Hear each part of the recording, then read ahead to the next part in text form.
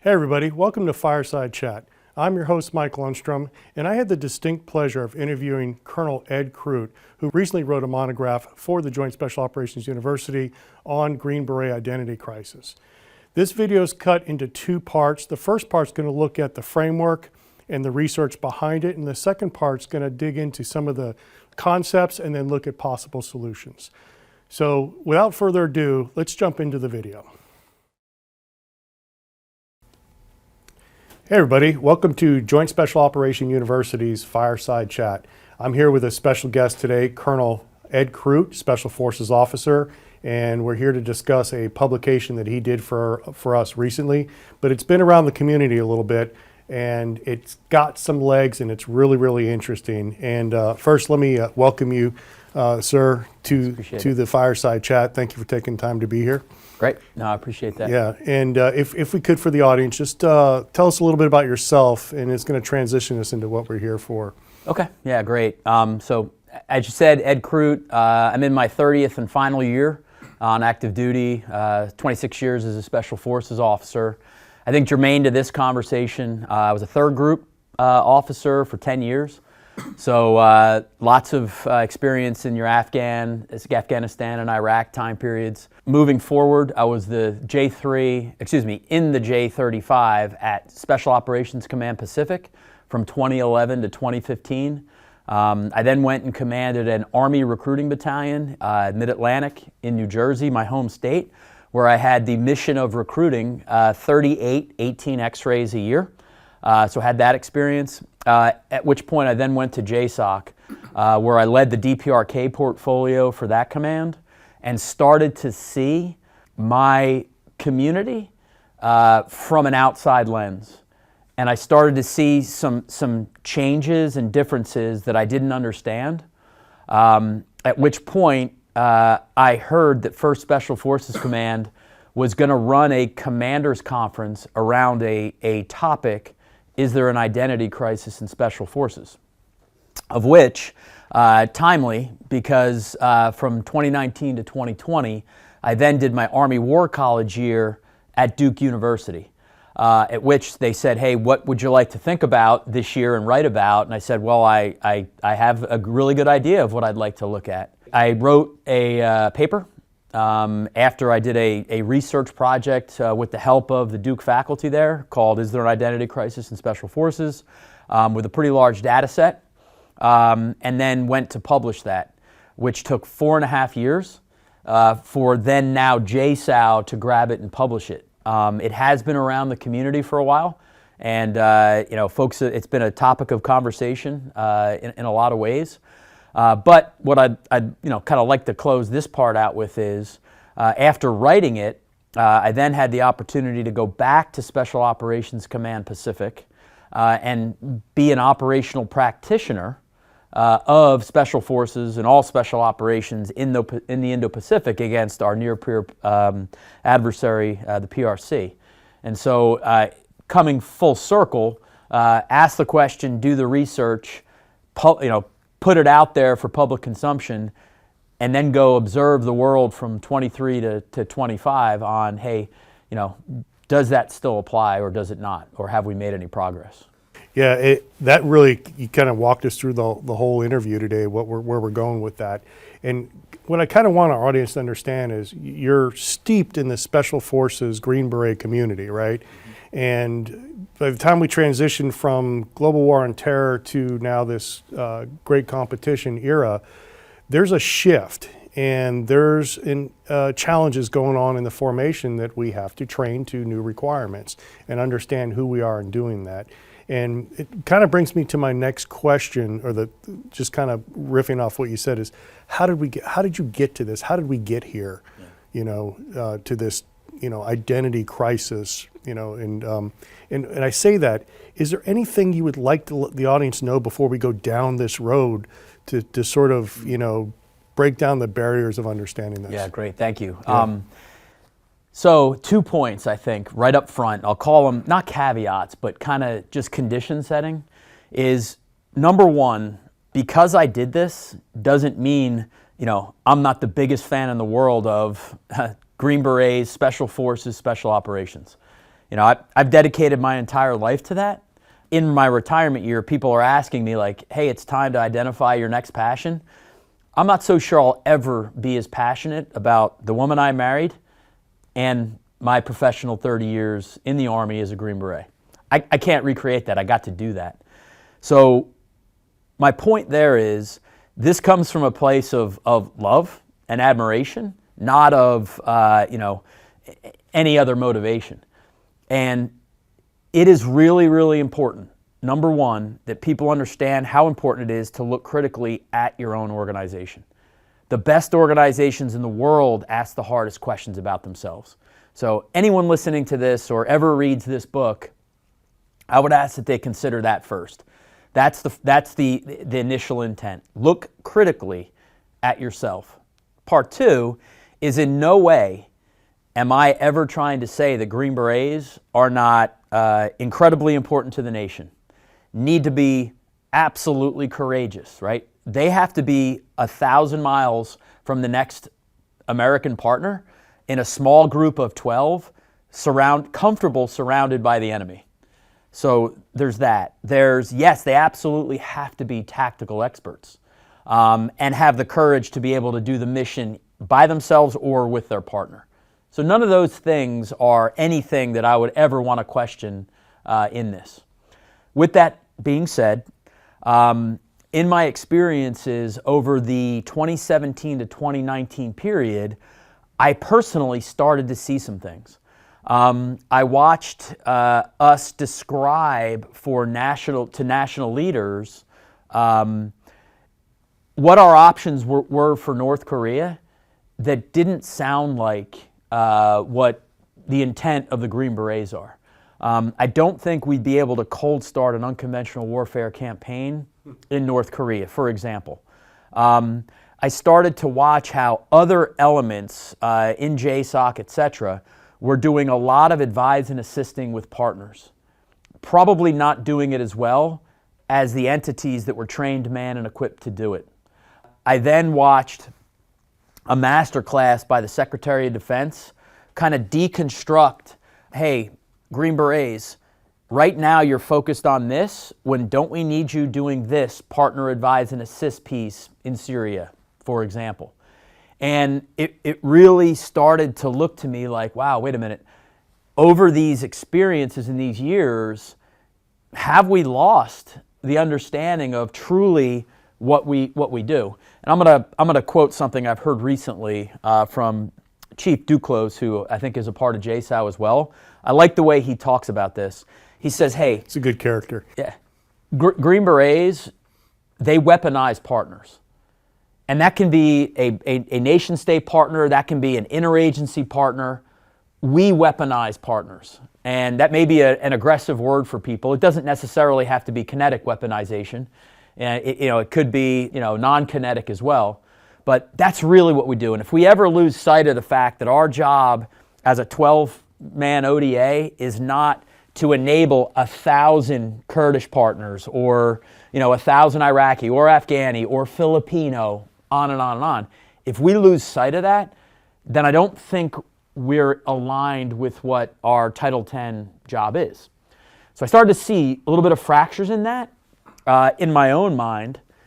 And then I heard that General Dietrich, who was the first Special Forces commander at the time, did a bunch of focus groups on this concept. And the question they were asking was, the 2016 National Security Strategy is asking for a pivot to near-peer competition, Russia, China, DPRK, and Iran, nation state, away from just the global war on terror that we were doing. And maybe we were having trouble pivoting out of the Afghan village or the Iraqi town into and a terrorist threat or a counterinsurgency type of mission into this near-peer competition. And I remember he said along those lines, which is what we were born to do in the Cold War. And so with those in context, I said, hey, that's what I want to look at. Next piece, I show up to Duke University And they ask me the question, what do you want to do? I say this. They're like, okay. This was a juicy topic, I think, for Professor Tim Nichols, who runs the program at Duke, and the other professors that help me there. An identity crisis in an elite DoD organization. This sounds like a pretty cool project, we think. They're drooling over this. So they're like, hey, let's help you. And it took 4 sessions for them to whiteboard with me and get me out of, I'm not an academic, get me out of trying to say what the problem is and solve it, to actually designing a study about the problem to let the data drive any solutions that would come out. And so that is where in the book you'll see a 3-legged stool. That's my characterization of what they taught me about if any one of these 3 legs is out of balance in an organization, then it's going to be hard for that organization to truly do its mission, which then leads into why, which leads into things like culture and identity crisis. It's a fantastic answer. You kind of walked the dog in a couple of my questions already, and that's perfect. And I think I want the audience to understand that this isn't just a whim. Like Duke University's, no kidding, a great place to do research, but like this type of research is not easy, because what you had to do was go through several layers of people to get the answers to these research pieces. And what I want to do is like ask you, how you define the problem, and then the depth of research to sort of understand that problem a little bit. And I think that'll take us to the next question after that. Okay.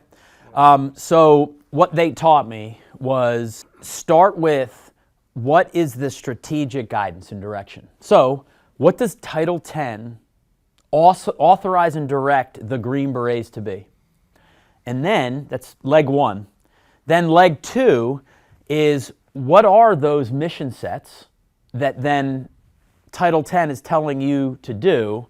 And then the third leg is what are the attributes of the individuals that have to do that?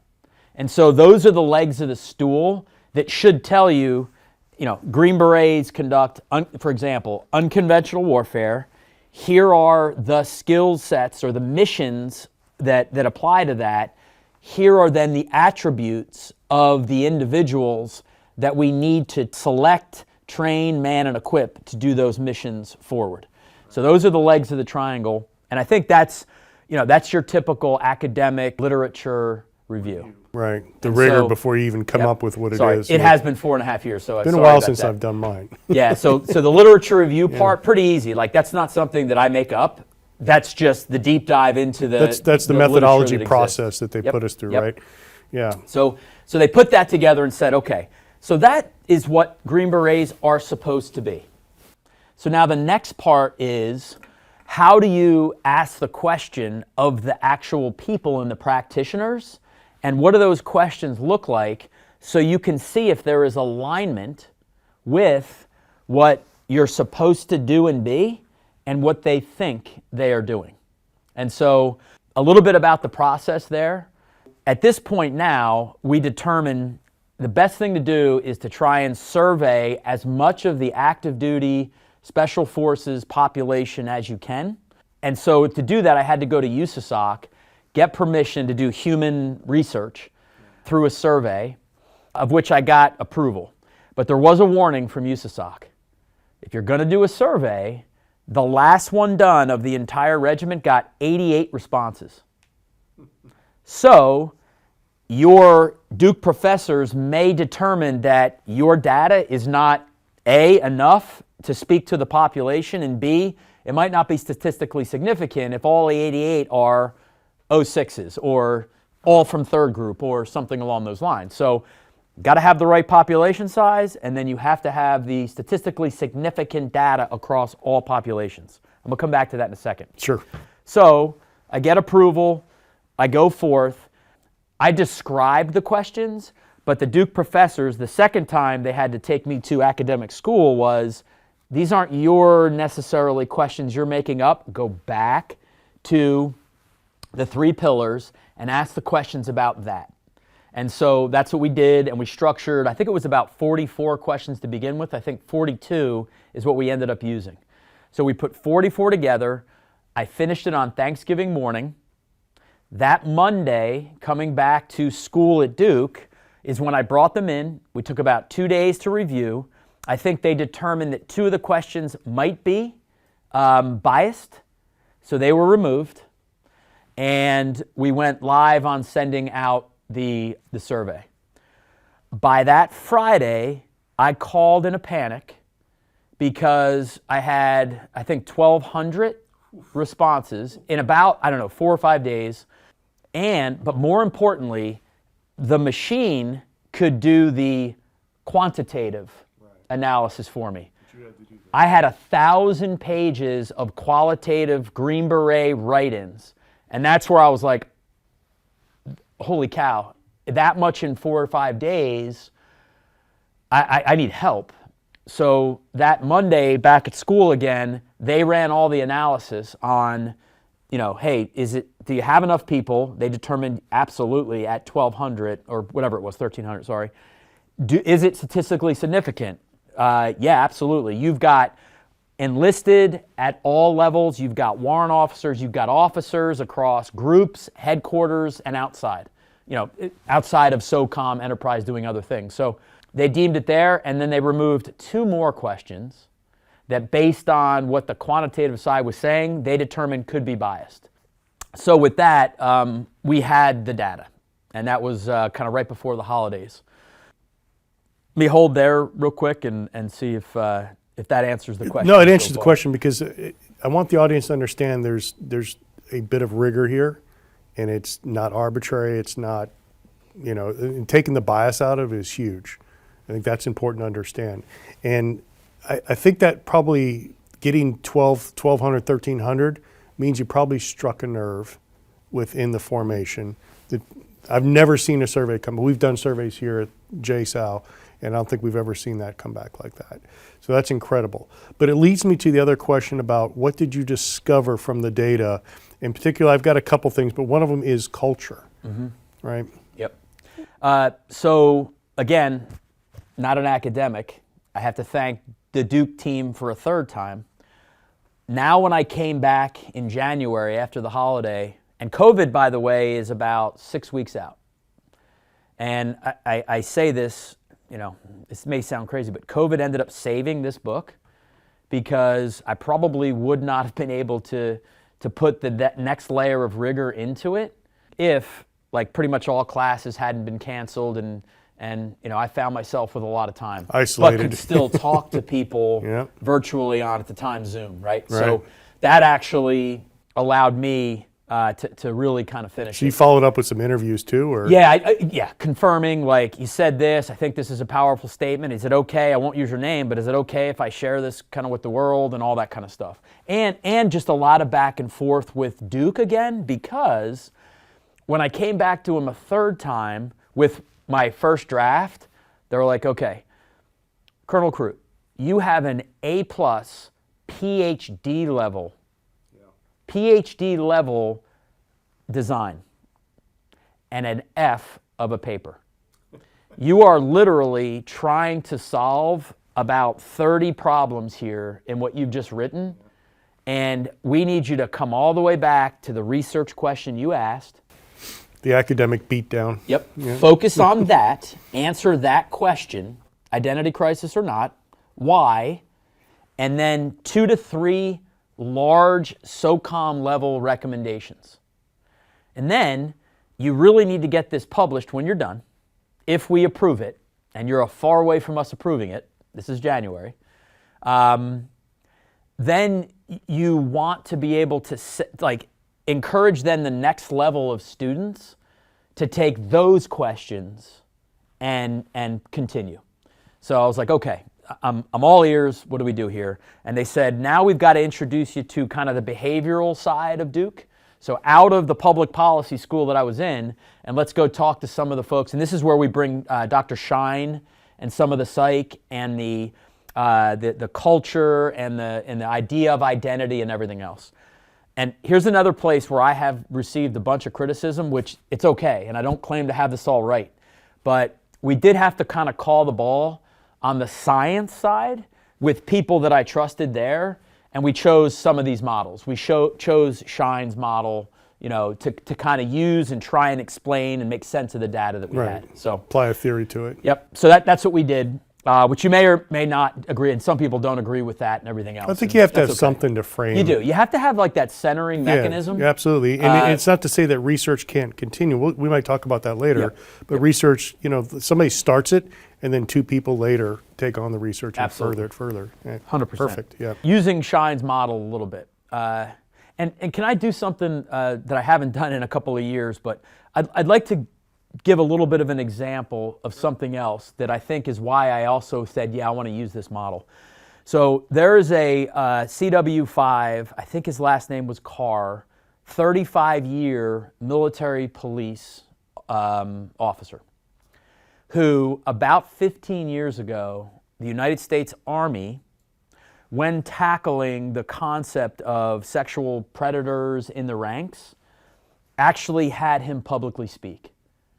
And he also used Shine, which is later on when Duke reintroduced me to him, I'm like, I've actually seen it in application, so I'd like to do it. And this warrant officer, if I got his last name right, would stand up in front of the audience and say, listen, there's 3 personas that everyone has. And the first persona is the one that you're going to want, that you want everyone else to see. So this audience today, here I am in a 3-piece suit, and this is what I want the audience to think of me, right? And think who I am. Yep, that's my first persona. And then he takes off his jacket, and underneath he's got a white shirt, but he's got a vest underneath. And then on the vest, he's got a word written here and a word written there. And that's the second persona. And he says, my second persona is who I'm going to want everyone else that I'm close to. This is what I'm going to reveal to them. So maybe my political feelings, maybe my religious feelings, my wife, my best friends, over a beer, right? Team room, right? And then there's the third persona. And he tells, the Army in this way, this is the part they're never going to reveal to you, the third persona. And he takes off his vest, and there is pedophile, whatever. There's the part that person's never going to reveal. It's the third persona, right? It's the deep part of this. And so, he's using Shine there, and he tells you, like, that's why you never let a small sign go, a pat on the butt, an inappropriate joke, because that's a tell potentially to something that's deeper there. Okay, nobody is signing on to this podcast to listen to that. But I want to draw that parallel now to why Shine. And within that, generally, Ed Croot's words of him is, look, an individual's identity and ethic gets formed at a young age. And it gets formed based on the young adult's observations of other adult behavior in their environment that gets rewarded. And that forms. And once that's formed, it's very, very hard to change. And I feel like I saw and understood this from my recruiting days and experience. And so if that's the case, and an individual has this perception of an identity and ethic of who they want to be, it's hard to change that. So now we're going to jump over to how do we recruit somebody to be a Green Beret, and what do we want them to do? And this is the part of the book where I point out, in Army recruiting, if there wasn't a Green Beret to talk to the young man or woman that we were trying to recruit off the street to be an 18 X-ray, and you just looked at the Army's literature, videos, and pictures on the websites, you would see 15 of 16 Ranger pictures, which are straight up direct action, kitted out, kick the door to all of that. Yeah. Nothing to do with the importance of a partner, working with a partner, the importance of culture, what language brings to that, any of it. And so my point of tying all this together with Shine is, if you're really attracted to wanting to be a Green Beret that, at the other end of the entire pipeline, finds himself in another country, speaking that language to a partner, and accomplishing U.S. strategic objectives through a partner, then you're going to find alignment with that through the selection process, the Q course, when you get to your unit and how you're applied. If you come in and your identity and ethic is, hey, no, I want to be a direct action soldier, and we have tricked you into now going to selection and everything else, then you're going to be a little bit confused in the Q course with all of this, like, hey, why am I taking a language and why am I taking negotiating classes? And, I haven't really fired a lot of live weapons in the Q course. I've learned about direct action, etc. I've applied it with blanks in scenarios with partners. What's this all about? And then when you pop out the other end and you go to a unit, if the primary identity, if you will, there and leadership piece is aligned with the direct action side, hey, good, I was right. I'm not really sure what that Q course was about, but I'm good, I'm aligned. Or if your leadership actually is not, maybe of a different identity and purpose and understanding, you're still confused. And I have a quote in there from an E6 that I also called back and said, I want to use this, your experience that I put in there that kind of describes that. So it's this idea of, kind of a mismatch of early on, what's your identity and ethic, and then what are the archetypes we're looking for, and then what culture do you find yourself in on the other side. Thank you for taking the time to watch Fireside Chat. We hope you enjoyed this episode. If you want to see more or you want to read the monograph that we highlighted, please go to jsou.edu/press.